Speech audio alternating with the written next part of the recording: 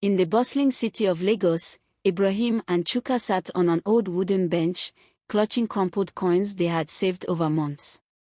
The two friends, raised in the same low-income neighborhood, shared not only the same street corner but also the same ambition to build the largest tech company on the continent. With dreams bigger than their wallets, they spent their time sneaking into cybercafés, each browsing for inspiration when free Wi-Fi was available. Ibrahim was a dreamer and optimist. He loved imagining apps that could solve real African problems, like improving public transportation or linking farmers directly to buyers. Chuka, on the other hand, was the practical one, sharp with numbers, code, and always scouting competitions that could turn their ideas into prototypes. While Ibrahim envisioned, Chuka calculated, their synergy creating a perfect rhythm. By luck, the boys discovered that the public library downtown had a small computer section. Although the internet connection was slow, it was still an oasis for them.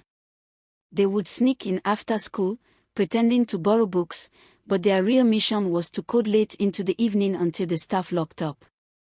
Their first attempt at creating software came from dismantling old, discarded computers they found behind electronics stores. In a cramped shed in Chuka's backyard, they built a Frankenstein computer using spare parts, an ancient monitor, a keyboard missing half the keys, and a CPU that needed frequent kicks to stay running.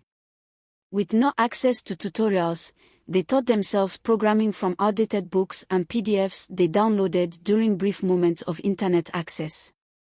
The boys entered their first hackathon, a local tech event in Kano, northern Nigeria.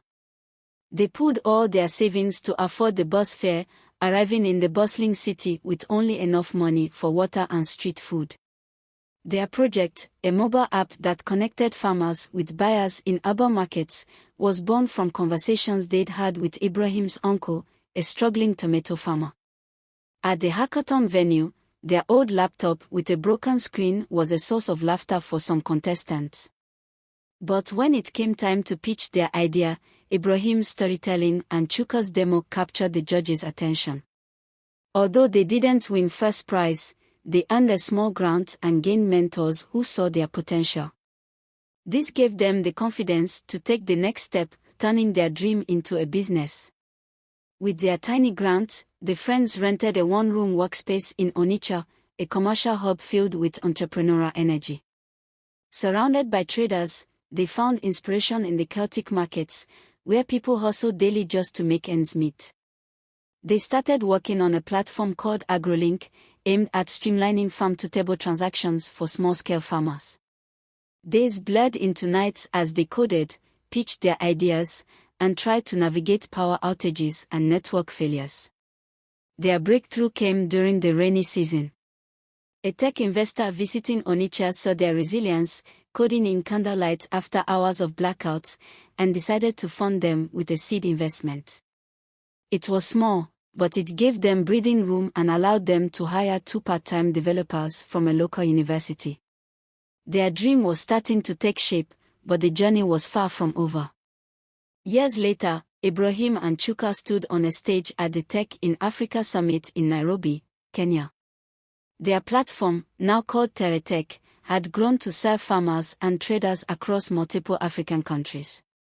With partnerships in Ethiopia, Ghana, and Rwanda, they had created a tech ecosystem that empowered rural economies and improved food security.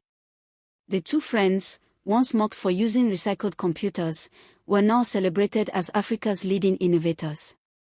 At the end of their speech, Ibrahim looked over at Chuka and smiled. "We did it," he whispered. Chuka grinned back. "And we're just getting started."